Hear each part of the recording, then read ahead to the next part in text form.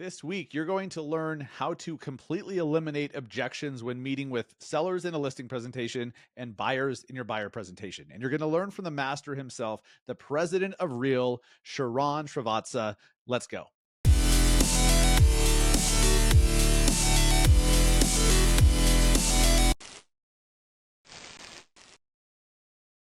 What is up, guys? Welcome to episode 334 of the Massive Agent Podcast. I'm your host, Dustin Brohm, here in Salt Lake City, Utah. And today we have one hell of a guest on. We have Sharran Srivatsaa. If you don't follow him on Instagram, what are you even doing? You should just delete Instagram immediately, because Sharran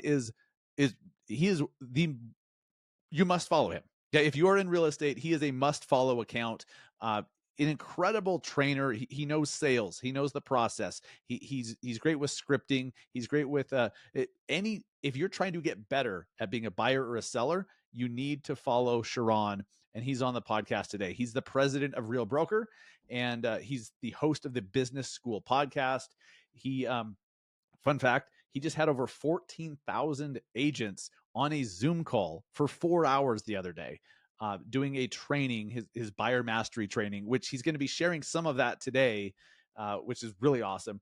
Sharran, before he became the president of Real, he grew a brokerage called Telus Properties by 10x in 5 years. Okay, he 10x'd a brokerage in 5 years to 3.4 billion in sales, and eventually sold that brokerage to Douglas Elliman. He's a former Goldman Sachs and Credit Suisse banker, and when you Google his name, it says internet personality. I added that because I think it's funny. So let's get Sharran here on the show. Yeah, that was a weird intro. Let me try that again, shall we? Let's bring on Sharran right now. All right, guys, I'm here with Sharran Srivatsaa, the president of Real, someone that I look up to tremendously, and I'm super excited to have him on the Massive Agent Podcast. So welcome, my friend, to the Massive Agent Podcast. How you doing?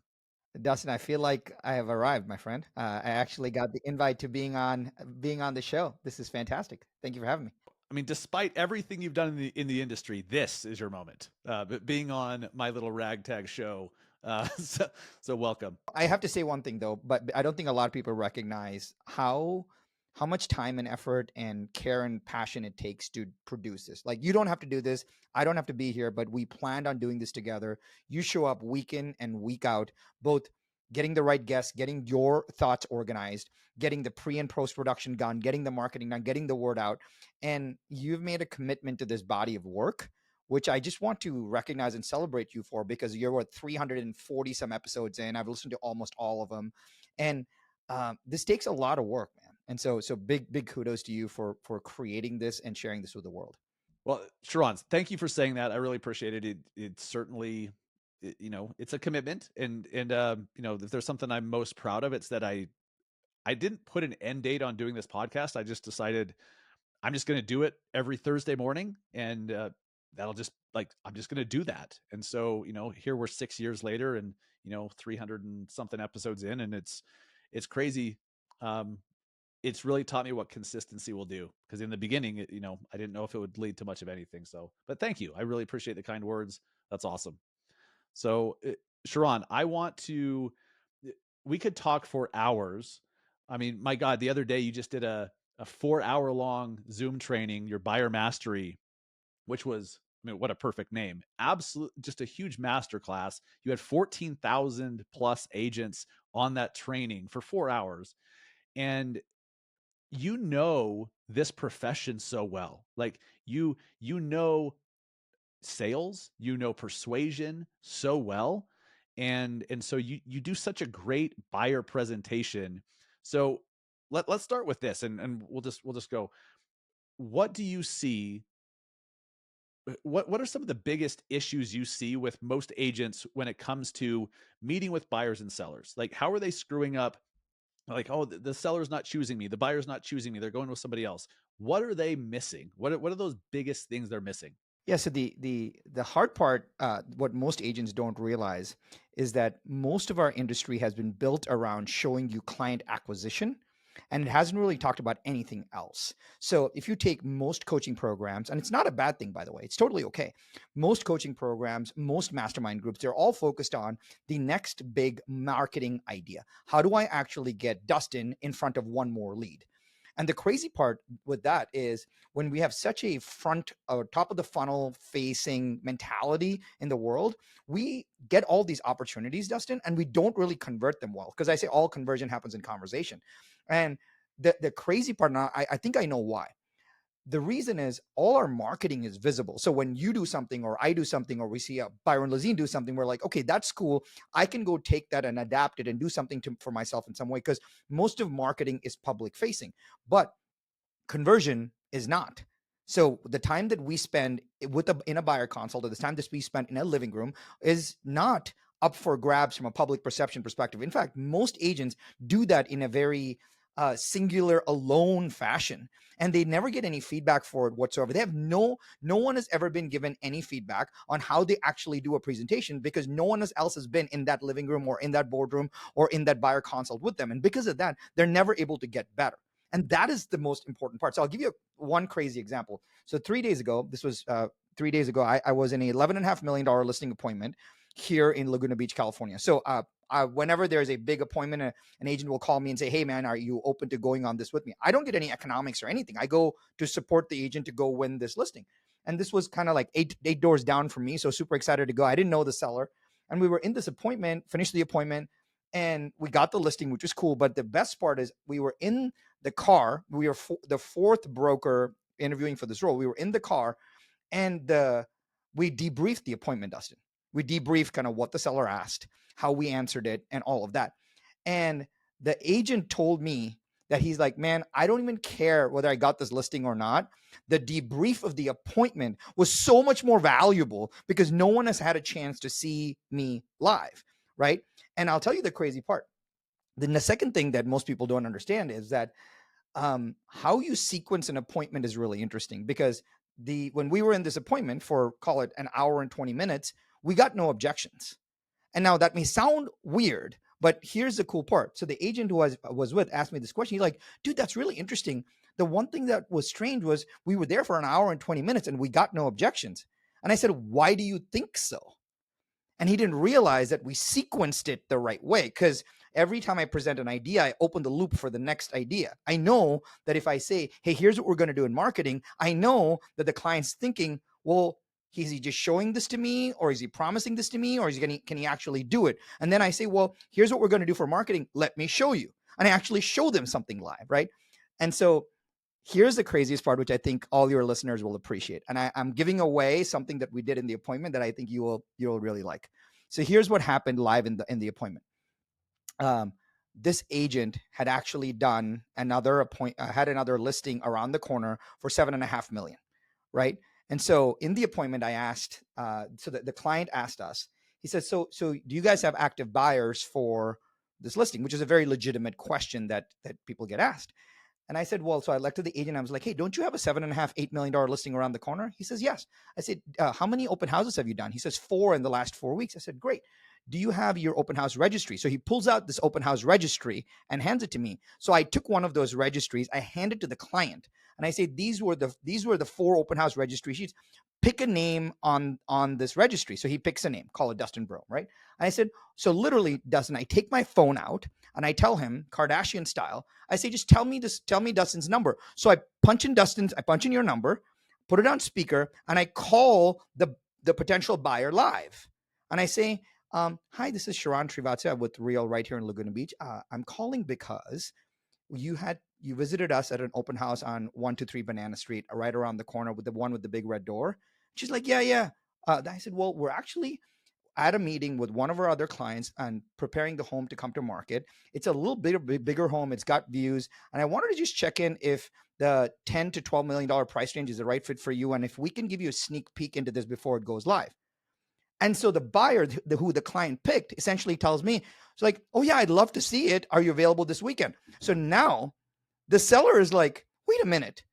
Sharran just called a potential buyer from my living room during the appointment live, right? And so what we often do, and you talked about kind of this big answer, which is we as real estate agents, generally speaking, promise we will do a lot of things. We say, hey, when you list with me, I will do X. When you work with me, I will do Y. I will do all of this for you, given that you will work with me. In effect, what we did here was we showed proof over promise. If you can show proof now, that is the value. We always talk about adding value in an appointment, but nobody understands what that is. Adding value is showing proof. When you can show the proof with your skill, with your marketing, with your artifacts, with things that you can show and touch and feel, then the client's like, wait a minute, that's awesome. Now I believe Dustin. Now I believe Sharran.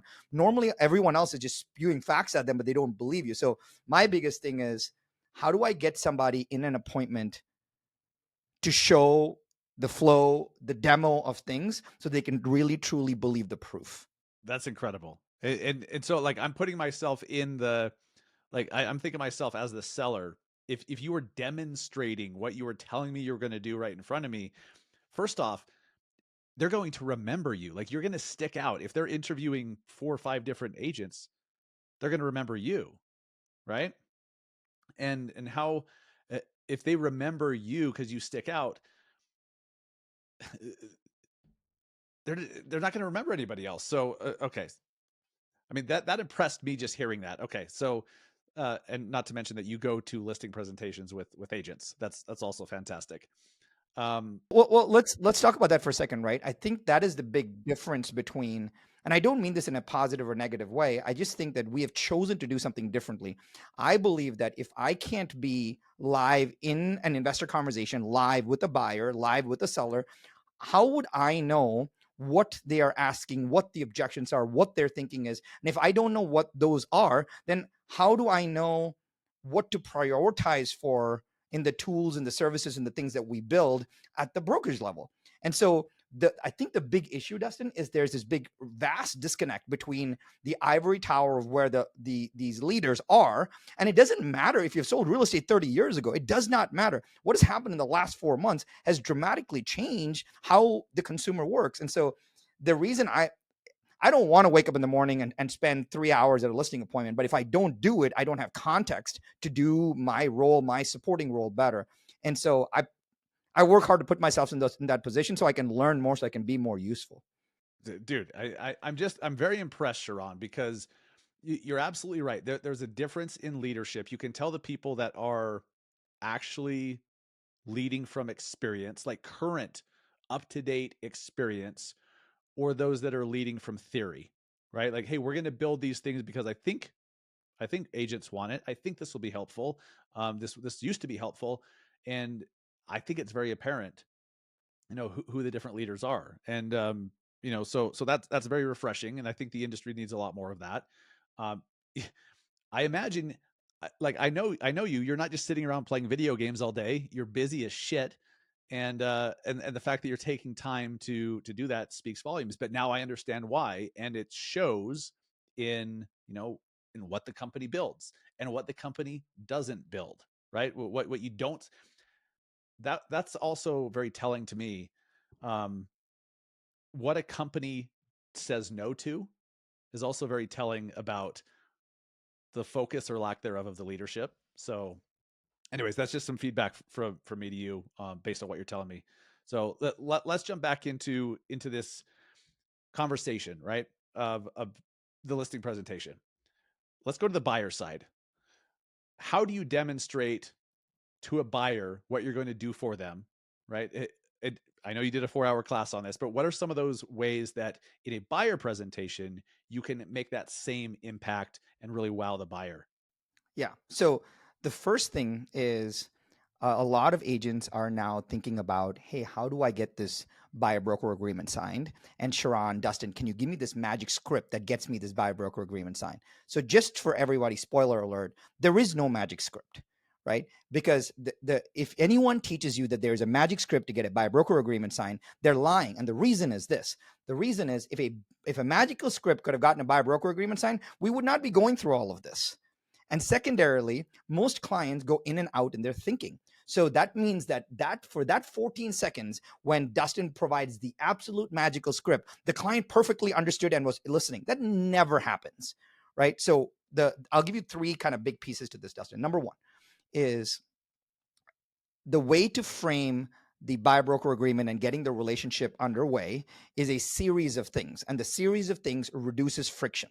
So here's the first of the series of things. The first of the series of things is explaining to a client this: hey, Mr. and Mrs. Client, Mr. and Mrs. Buyer, there are 3 agreements that govern a real estate transaction. Let me walk you through it.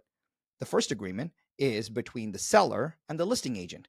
This provides the seller and the listing agent the fiduciary responsibility for the listing agent to go ahead and market the property and bring it to market.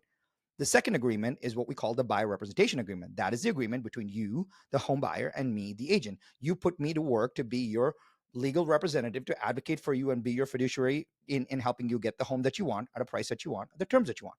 And the third is what we call a purchase agreement. The purchase agreement actually brings this buyer and the seller together on the terms that they agree upon. Now, Mr. and Mrs. Client, there are other agreements here, but these 3 agreements govern a real estate transaction.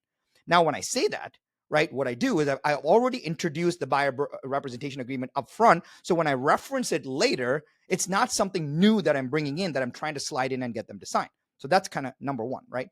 The second is most buyers believe that they can only buy a home that has a sign in the yard. That is a big problem. And we all know that that is not true, because all that the buyers believe is they come into the market today and they see all the homes that are available today and that they recently came to market. That's all they see. They don't realize that tomorrow a bunch of new homes are coming. They don't realize there's probably a glut of inventory. They don't realize there's a bunch of coming soon. They don't realize they're FSBOs. They don't realize they're expireds. They don't realize they're conditional buyers and conditional sellers. They don't realize any of them. And so if we can show that, hey, Mr. and Mrs. Buyer, only less than 1% of total available homes in this market are potentially even available for sale right now. It is my job to figure out what the passive inventory is. Now the client is like, wait a minute, Dustin has access to things that I don't have access to. That's freaking amazing. So now that's the second level of reducing of friction overall. The third is most people don't go through the process of actually showing a home buyer kind of in a linear timeline how to buy a home, right? And as soon as you show somebody, hey, here's a 10-step process to buying a home, we're on step number 2 of searching for homes right now, they now know that they are in your process and you know how to do this 10-step process, which again reduces stress overall. But fourth and most importantly is this: when a client, what they're worried about is they're worried about buyer's remorse. They're worried about saying yes to something and then thinking, oh my gosh, like as soon as I say yes to this, do I have to buy it? And that's why at the end we say, hey, Mr. and Mrs. Client, we have something called the 3 outs. There, we can actually contractually negotiate either our way into a better deal for us, or we can walk away, and this is all contractual. Let me show you how I can do it with the 3 contingency periods, etc. Now, when you take somebody through all of that, they keep reducing friction. And that's at the end, all I ask is this. I say, Mr. and Mrs. Client, I'm assuming that if we introduce you to a property that you love, you are going to have no problem working with us to buy it. Now, when I say that, right, all I'm saying is, hey, if I bring you something that we've gone through all of this, I'm assuming you're cool working with us. And once they say yes, that's called a moral contract. They are going to be consistent and congruent saying, yes, I'm going to do this. That further reduces friction. Then when I actually introduce the buyer broker agreement, they've already been introduced to it when I talked about the 3 agreements. So now nothing seems new. So all these scripts on how to get this magical buyer broker agreement signed saying, hey, I only work with buyers exclusively. If you don't work, screw off. Like, you can't do that. That drives sales resistance, right? So our job is to consistently reduce friction for buyers while we show them a good process, because good process alone drives good results. So it's no different, Dustin, than on a listing appointment. There's no magic script to get a listing signed. We have to demonstrate value through the process. It's the same exact thing on the buyer side, but we've never had to do this. And so that's why doing this over and over, when people realize this, it gets easier, because now you know that if you can take somebody through a process, the chances of you getting it done are much higher. And what people think that is, they think they want to get the buyer broker agreement signed. That is not the answer. What you want is you want to create a client for life.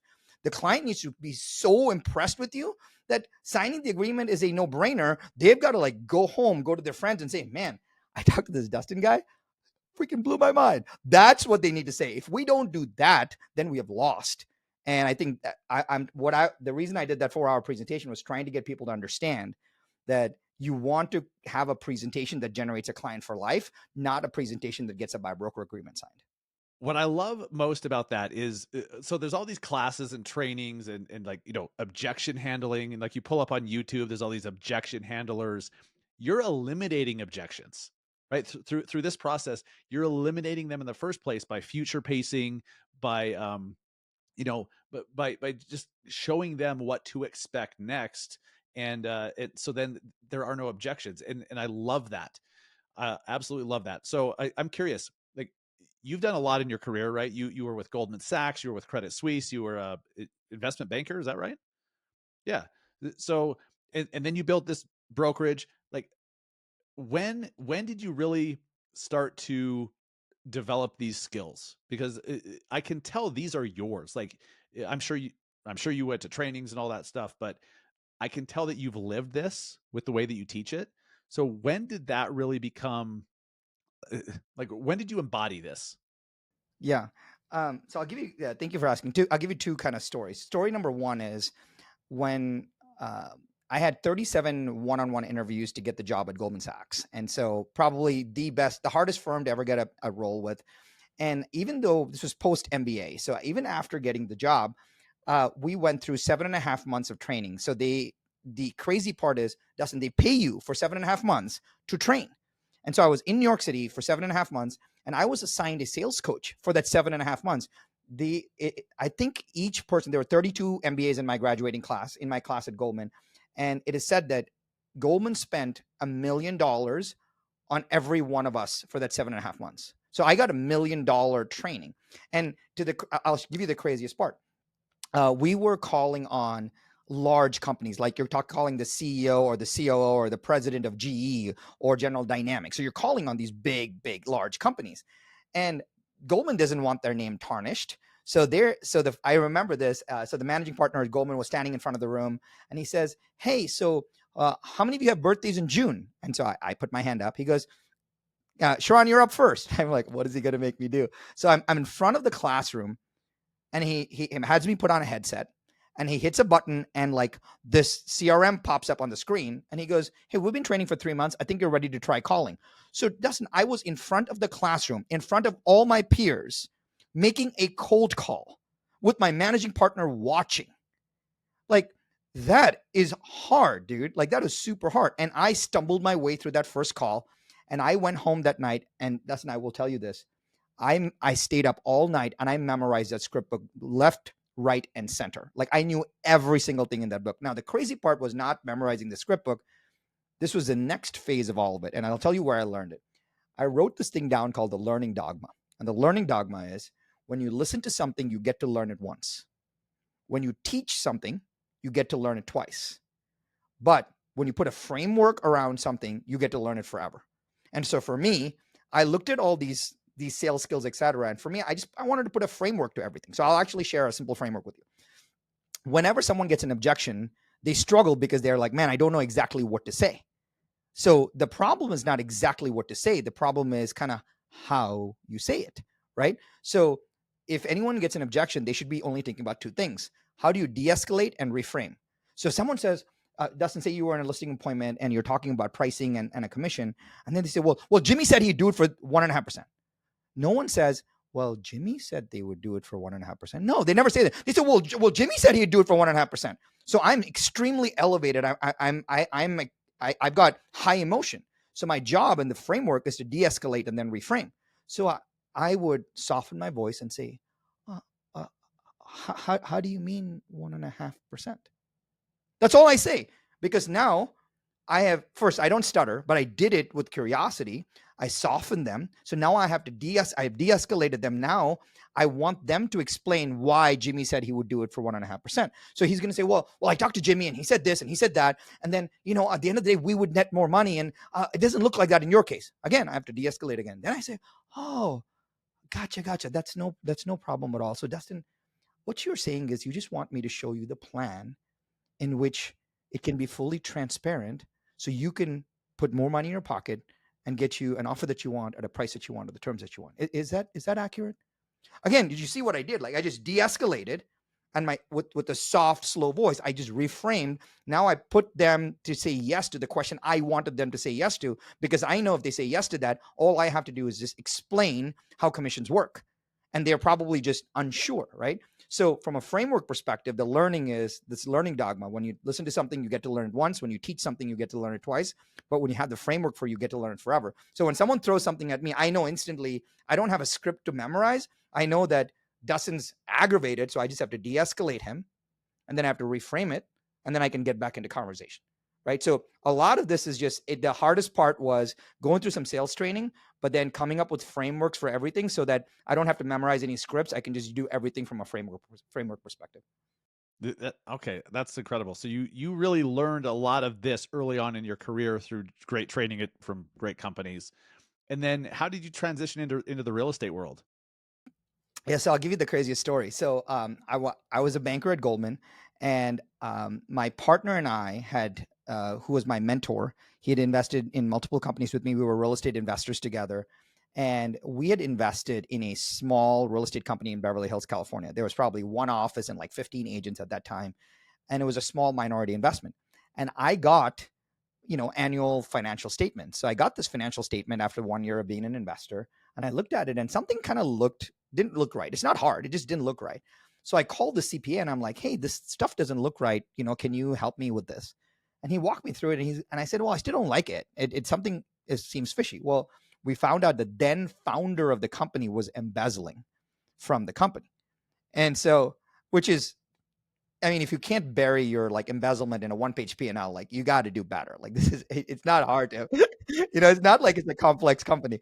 So I took a leave of absence from my investment banking role. I flew out to California, and we bought the founder out, and I took over as interim chief to run the business. And the entire goal was to find another CEO at that time. That was the entire goal. Well, we had one office and roughly 25, 30 agents in Beverly Hills. And I feel really embarrassed telling you the story, but I will, because I was doing a spreadsheet for the board, and we were trying to hire a CEO. So we were roughly doing 30, 40-ish million in sales. Maybe if you add it all up, maybe we'll do 300 million over the first couple of years. And by mistake, I feel embarrassed, I made it 3 billion on the spreadsheet. I had an extra zero. Well, when I did the extra zero, the entire P&L looked amazing. And I was like, wait a minute. If this is what it could be, I may want to run this. So I pitched to the board that, hey, I have a plan on building and growing this business. I know nothing about like actual servicing and, servicing a real estate client, but I can learn it. I know most of this. But you have to agree with me on a 5-year plan, because after 5 years, we lose our timing around this. So they said, hey, if you want to do it, go ahead and do it, but you have to buy in. And I didn't have a lot of money at that point. I reverse mortgaged my house to buy a majority stake. Me and my partner did. My wife and I still struggle with that conversation because I did not tell her that I was doing that. And I believed in this so much, worked for 18 months for no comp at all, grew the business from one office and 30-ish agents to 22 offices, 700 agents, and then sold the business to Douglas Elliman. That realizing that I could do that, or we could do that, was pretty amazing. And we got the market was decent and all of that, but we built something from nothing. And that was a super cool experience. So Sharran, that's that's Telus Properties, right? And you're known for this big exit. So you hit when you fudged the P&Ls and added an extra zero, you actually hit those numbers, right? Didn't you end with like 3.5 billion in sales? Yeah, we did 3.5 billion closed, 5 billion in run rate with less than 700 agents. So that's a fairly large number. And we were in the traditional model. So we had roughly 23% retained company dollar. So it was and Douglas Elliman wanted a California footprint. So they were able to turn on an entire California footprint overnight by rebranding us. That's incredible. So what are some of the things you did at that brokerage to grow it so fast? It's going to seem basic when I tell you, but the entire focus of the business was to be a listing centric company. And thus in every single sales meeting, every single office meeting, every single piece of communication that I wrote was all about how can all of us become insanely amazing at our listing presentation. So we would start the meeting with, all right, so we're going to do we're going to role play listing presentation. That was a sales meeting. There was no Cutco knives. There was no like, home warranty speaking at the meeting. There was no like a legal contract review. Every single part of the meeting was, how can we get every single agent so dialed in on their skill so that when the skill is up, they walk into every single appointment and crush it every time. We were one of the only firms that had a 65-35 listing to buy ratio because we had so many agents listing so many properties. And the crazy part, because of that, Dustin, what happened is you would see a ton of our signs everywhere because we just had so many more listings than everyone else. And that was a super cool part. So we trained over and over and over again. It was all skill. And you could take an average agent at TELUS Properties and you could say, hey, go ahead and explain to me the 3 pricing strategies. And they'll say, hey, there's actually 3 pricing strategies when you explain a listing. There is aspirational pricing. You list a little bit above market and leave room to negotiate. They will tell you everything because they had been drilled in over and over and over because their skill was that good. And so it was all skill that allowed us to win in a really competitive marketplace. Is there, so in all the trainings that you're doing now, is there anything you're teaching that's different than what you taught back then, or is it basically the same approach? It's foundationally similar, but the times have changed, right? So we explain coming soons differently than the Wild West before. We explain how buyer agency works differently than before. But the key tenets, I'll tell you this: the key tenets are for I talk about this concept called show flow demo. And if all the agents can just absorb this, it will change our lives forever. Most of us walk into a living room or in a buyer consult and we say the things that we're going to do. We don't show them the things that we're going to do. You talked about demonstrating that call. That's the demo. So, hey, when you say, hey, I'm going to do a piece of marketing for you, if you don't show them a piece of marketing that you've done before, they don't believe you. If you say, hey, when a new offer comes in, we do these 3 things. We review the offer, we call the agent, we then negotiate the offer, and only then we bring it to you. Whatever it may be, that's a flow chart. Those are steps. If you don't show them what the flow chart works like, they don't have confidence. And the demo, if you can actually say, hey, when you come to an open house, we do these 4 things, and that results in this. The concepts are similar, but what you do day to day changes because the world has changed. So if folks can understand the show flow demo concept, that's at the heart of all presentations. I love how you have like a really simple name and process for everything. But that's telling because that's, Think about this, right? If you don't name it, you don't have it, right? That's the very interesting part, because if I don't name something, then most people don't realize that. So I'll give you an example. Most people say, oh, Mr. Mrs. Client, we're going to do this amazing open house. We're going to do this mega open house. We're going to get a taco truck and we're going to get 100 people here and we're going to have a line out the door. And all the client's thinking is like, oh my gosh, there's going to be so much stress. We got random people outside my house. I don't know what we're going to do. Like, you're going to have a taco truck in my lawn. So the client freaks out. Instead, I would say, Mr. Mrs. Client, you know what we do? We have a 4-1-2 open house formula. Let me actually walk you through it. The 4 is what we do 4 days prior. The 2 is what we do the 1 is what we do today. And the 2 is what we do 2 days after. It's a 7-day process in which we ensure that every single open house is maximized. Can I walk you through it? All I did was literally package what I'm going to do. Now the client's like, wait a minute, Sharran and Dustin have a process. They do something before, they do something during, and they do something after.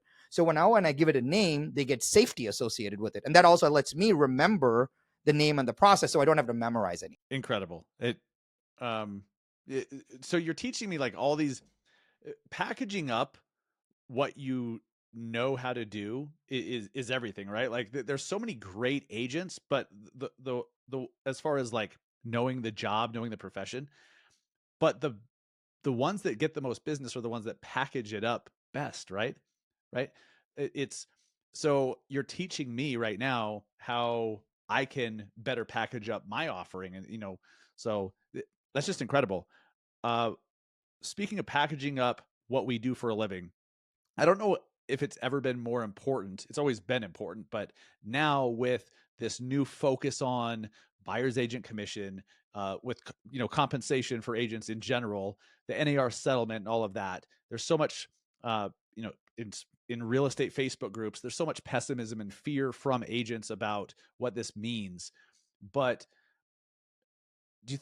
why should agents be optimistic about these new rule changes and potentially more buyers questioning what they're charging for their services? Like, where's the room for optimism here? Yeah. I will tell you where I believe a lot of the negativity and the pessimism comes from. And that is actually not because of the agents. That's actually not because of the agents and team members doing their job. That's actually on us. It's on the leadership. It's on the brokers, owners, leaders. And let me tell you why. When this many weeks ago, when this original NAR settlement agreement came out, it was 108 pages long. It came out on a Friday. And I sat down and I read it cover to cover 2 times, 108 pages. And it was really hard to read. Like, I'm not a trained attorney. I've gone to law school, but I'm not a trained attorney. And so I'm like, man, this is a really hard thing to read. I was at the T360 summit, which all the leaders were at. And I asked the question, how many of you have actually read that 108-page settlement agreement? Please raise your hands. There were 350 people in the room and 7 hands went up. 7, right? This is the playbook in which the new world is going to work. And the leadership has not taken the time to even throw that PDF into ChatGPT and said, summarize this for me. They've not even done that. And which is scary to me because, and I'll tell you what's even scarier, Dustin, is this settlement agreement came out on Friday, and on Monday, I read the agreement and put a presentation together and did a live stream for people, and we put the whole thing live on YouTube. I have folks from other companies telling me that they're using my breakdown of it as required watching for their companies. Now that's thank you. I appreciate that. I'm glad you're giving them decent information. But doesn't the leader that is actually inviting their agents to watch my presentation, shouldn't they think twice that they should actually read this agreement one time? That's what's very interesting to me. And so I think it's on us. And I honestly don't, we just went through this 3 years ago. Like during COVID, we had a new set of rules. We had new forms to fill out, new workflows to kind of work with, but none of it directly affected compensation.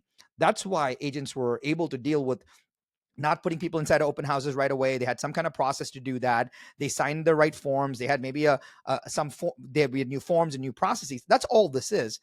I talk about this idea of the destination is the same, but the route is different. But the crazy part here, Dustin, is that the folks that have been in the business for a while and who are leaning on their experience that I've always done it this way, this is how we do it here, I don't need to change my world, those are the people that are going to get annihilated. Because you don't need to change much, but there is a mechanical change in what we do. So I think that this is an opportunity for deep optimism, because the agent that actually spends a little bit of time training is going to have insane separation season, because every other person is going to just wait and say, oh, I'll figure it out, or I'll blame it on the contract, or I'll blame it on somebody else, or I'll blame it on Zillow, or I'll blame it on the new touring agreement, or I'll blame it on my brokerage. The average agent is going to do that. But the agent that just takes training into their own hands and saying, all right, we've got this new buyer workflow, I'm just going to learn how to do this, I'm going to use my experience as a backbone and then do the new workflow process in the front end, you're going to win, because this is not hard. And the nicest part about this, Dustin, let me give you the main reason for optimism, is now the rules are clear for everybody. Everybody has to get a buyer broker agreement signed. Everybody has to get a listing agreement signed. And there's new rules for everybody in every state and local marketplace that everyone has to learn. And the person who learns it first and implements it first is the person that's going to see deep separation season. So I really am not worried. Now, people are saying, well, 10% of the industry is going to go away. Well, that 10% that's going to go away, this is just going to be the straw that breaks the camel's back, because they're not going to be the ones that are easily going to get another commission check by opening a door. They actually have to learn a skill. And if there's nobody there to teach them the skill, then they'll never learn it. And then by de facto reason, they're just going to leave the industry. So I actually think this is really positive that we, for the first time on the buyer side, we have a very simple, organized playbook that everyone has to play by. And when that happens, now whoever is more skilled and more trained is going to win. So all I would offer is, if an agent can just get a little skilled and a little trained today, separation season's coming and you're going to win big time. I love that. Yeah, it's a huge opportunity. And I think this is my opinion. I think that the agents that are freaking out the most, well, agents that are somewhat worried, I think they're going to be fine because they're going to take it seriously, right? They're like, okay, there's changes. I need to adapt to them. Let me learn the new rules. Let me learn how to operate within them. Those that are really freaking out, like, getting kind of ridiculous, they're probably just going to freak themselves out and go do something else. And that's fine, right? Like, I think all of this is better for consumers. And when there's more transparency and control for consumers, that's a good thing for us agents. Like a better informed consumer, that's good for us. Like a better informed client who feels like they have control, who feels like uh, who does have control, and who doesn't feel like they're being railroaded into one size fits all. They're going to be happier. They're going to second guess you less. Like I don't see any downside. I don't see any downside for the agent who's willing to do some work and learn some new skills, right? Yeah. Well, to say it a little differently, a lot of times what I like to do is whenever we're presented with something new, I like to just compare it to something that we already have, right? So for example, we already have the listing side. A, a seller is already understands that they need a listing agent in most cases to help them traverse this transaction, and they know that they're going to pay a listing agent, and they know what commissions are generally like, and they know they can talk about them, etc. They know the process. On the buy side, they just don't know the process yet. And so over the next, call it few months, as soon as every single home buyer understands that everyone works the same exact way, then the conversation for a buyer broker agreement or whatever is going to be the standard. Just like nobody walks. Here's the crazy part. I heard this video the other day, Dustin. It said this lady was saying, "Well, um, I only work with buyers who work with me exclusively." And I was like, stop. Do you walk into a seller and say, I only work with sellers that work with me exclusively? You don't. That is the dumbest thing to say. Because of course that makes sense. But no one says that because the seller understands that. But if you told a buyer that, they don't understand what working with me exclusively means. It's such industry jargon. That's why we do the moral contract, which is, hey Dustin, I'm curious, if I introduced you to a property that you like, I'm assuming you have no problem working with me to buy it, right? And then you say no, and then it's done because you already said yes. So they know that you're going to help them with the process, and then you walk them through the buyer broker agreement. We don't. Every time we say, "Oh, I only work with clients exclusively," you're driving sales resistance because now they're like, "Wait a minute, I don't know if I really want to be a part of this." But instead, if you're like, "Hey, I'm here to get you a home that you want at a price that you want at the terms that you want," they're like, "Oh yeah, I'm totally into that." So small switches in language dramatically elevate the entire experience. I think that's right. Uh, what's crazy about all this is in Utah. So I've been licensed for just over 13 years, and in Utah, we've always done buyer broker agreements. I'm pretty sure it's mandatory. Like I was just trained to use buyer broker agreements from day one. And so the thought of not using one is crazy to me. And I understand in other places, you're just not used to them. But it's such a great thing because you're just getting up front. You're having the conversation. It's all laid out in black and white. It's more empowering for the client because the buyer's like, when you teach the buyer, here's here's what I charge for my services. Let's go get the seller, hopefully, to pay for it, right? And you have the conversation up front. They're more empowered. They know what to expect. It's just better than this. Oh, don't worry, my services are free. The seller pays for them. What are your thoughts on agents that have used that line for years? That, oh, I'm free. The seller pays me. Well, so first off, the fact that they used to say that is actually, it's technically incorrect, right? That's not the case. Someone has to pay for something, and there is the allocation of funds that happen. Now, you can argue that a seller pays for it, a buyer pays for it, whatever. But the reason that most people say that is because they don't have enough of a show flow demo to articulate value proposition for somebody to work with them. That's all this is. And since they don't want the commission or the pricing based objection, they just try to remove that off the table right away. And now it's just a question of, hey, if I remove that off the table, I'm sure there's nothing else preventing you from working with me. So they just remove that. Now they can't remove that, right? That's like someone walking to a listing appointment and a listing agent saying, not ever talking about commission. All that the buyer agent did is remove the commission conversation. Now they have to have the conversation about it. But when you introduce the buyer commission, you have to change the way you do your presentation because now there's a little bit of friction. So you have to actually show value. Right. Right. Well said. Well said. So before we wrap this up, we do wrap it up with these rapid fire questions, these either or questions that will blow through pretty quickly. But before we do that, um, you successfully built a very successful business. You've exited numerous businesses. You've been a very successful investor and still are. Why did you jump back in as the president of Real Why did you jump back into running a real estate company?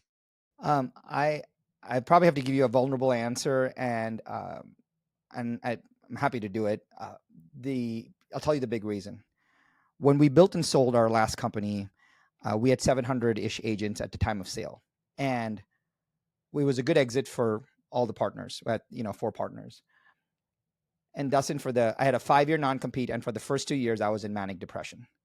And I was depressed for one big reason, and that was I had 700 of these agents. And by the way, as you know, in my involvement with Real, I knew all 700 by name and their families. Like I probably attracted them to the company, and I was bummed that there was no way for them to benefit from the sale. Yes, they got a good platform in Douglas Elliman, and they were able to win, and they were happy for all of us and all of that, but it was really hard for me that we were able to build a business, but I was not able to share the success financially with our 700 plus agents.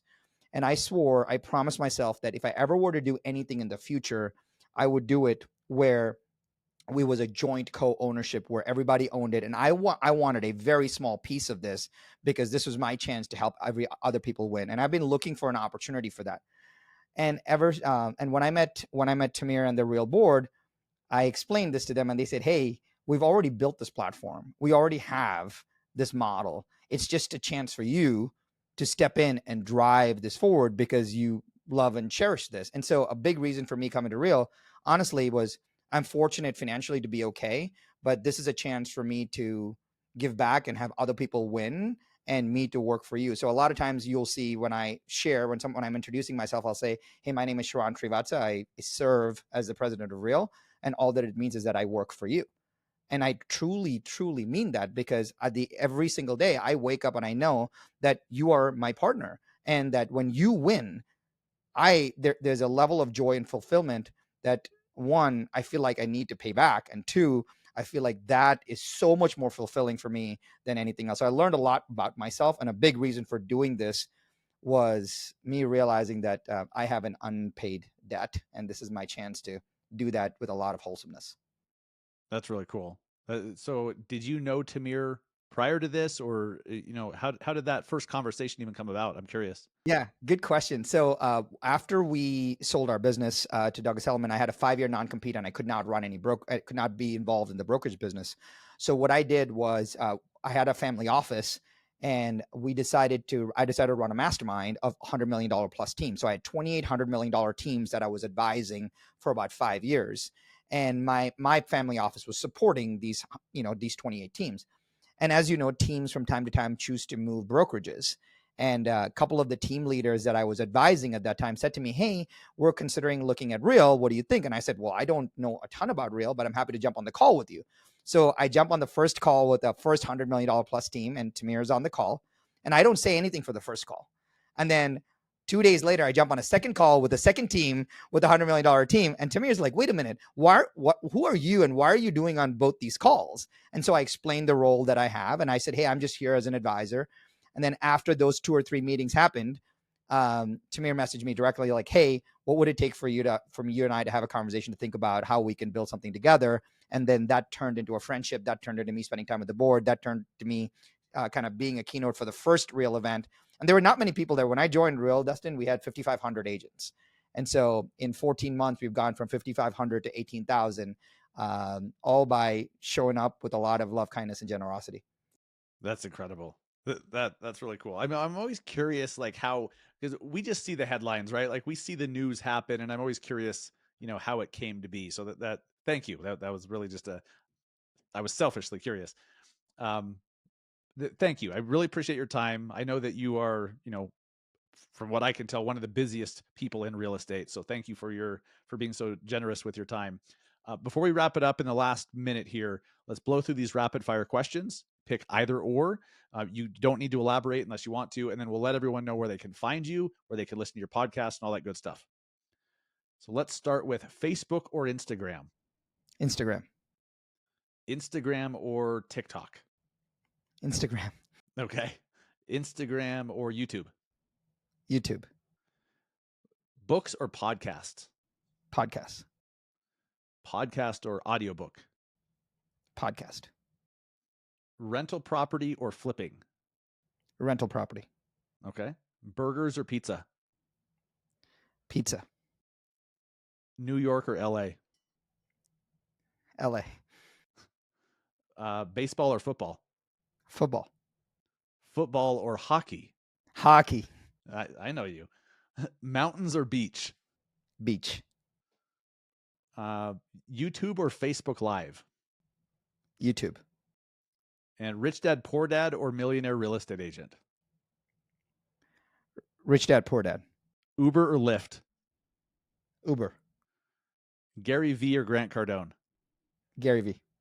Right on. Let's see. Sacramento Kings or Anaheim Ducks? Oh, come on. It's the Anaheim Ducks all the way, man. I am stoked. So I'm stoked because Utah just got a hockey team. And I just went to my first NHL game in St. Louis a month or so ago. Amazing energy at NHL games. And now we're getting one in Salt Lake. So I'm freaking stoked. I'm now a new hockey fan. So yeah, so I'm excited about that. But Sharran, thank you so much for being on the podcast. Really appreciate your time today. Thank you for sharing your wisdom. And anyone that wants that NAR settlement recap and an action plan that Sharran did that he mentioned, just shoot me a message. I'll give you the link. It's on YouTube, but happy to give you a link to that. It's such a great. You can't leave that and be pessimistic about the future of this profession and this industry. So, Sharran, thank you for your leadership. Thank you for helping to build such an amazing brokerage and for being on the show today. Hey, man. Thank you for having me. I feel like I have arrived, so I appreciate that. Absolutely. Thanks, brother. So right after we finished recording that, Sharran was like, hey, we barely touched the surface on these things. We need to do a part 2, maybe a part 3. So absolutely, yes, we're going to have Sharran back on the pod very soon to do a part 2 and just to dive deeper on these things, because I feel like we teased a few, we gave some tidbits here and there, definitely some value, but we could dive so much deeper. Sharran is an absolute master, and he's also the president of a real estate brokerage, which is really freaking cool how he can lead and he can lead and train and teach. So really honored that he would be on the show, and honored to have his time sharing his expertise today. So guys, before you go, this is all about adding tools to your tool belt, right? So Sharran just gave you some great actionable advice on how to frame certain conversations, how to ask certain questions, how to give things a name, package things up in a better way, and all of that. But you also have to arm yourself with knowledge. And that doesn't mean that you have to spend all day, every day researching and reading articles and studying housing trends and interest rate projections and all that bullshit, right? There's actually, you could just have KCM do it for you. You can have Keeping Current Matters do that for you. That's literally what they do. And all you have to do is join their platform, and they'll give you all of that. Not just all of that information, but what it actually means to you and your buyers and sellers, and what to say to them, and what your videos should say. They give you scripts and all of that. Keeping Current Matters handles for you. And if you have not tried it out yet, go to trykcm.com/BAM. You need that in your tool belt. Trykcm.com/BAM. Try it today. And speaking of BAM, the BAMX community, absolutely a must. Their BAMX in a box, their online courses, their trainings, their masterminds, discounts on events. Go over to nowbam.com and join BAMX today. Use code MASSIVE at checkout and save yourself a chunk of money on the annual membership for less than $10 a month. You could be part of the BAMX community. It is well worth your time, well worth your money. Make sure you use code MASSIVE at checkout. And thank you so much for listening this week. Please share this episode if you found what Sharran was sharing helpful. Share it with an agent. Share it with, it doesn't matter which brokerage you're at. Really good stuff today from Sharran Srivatsaa. And I'm excited to have him back on the podcast again soon for part 2. Thank you so much for listening. See you next time.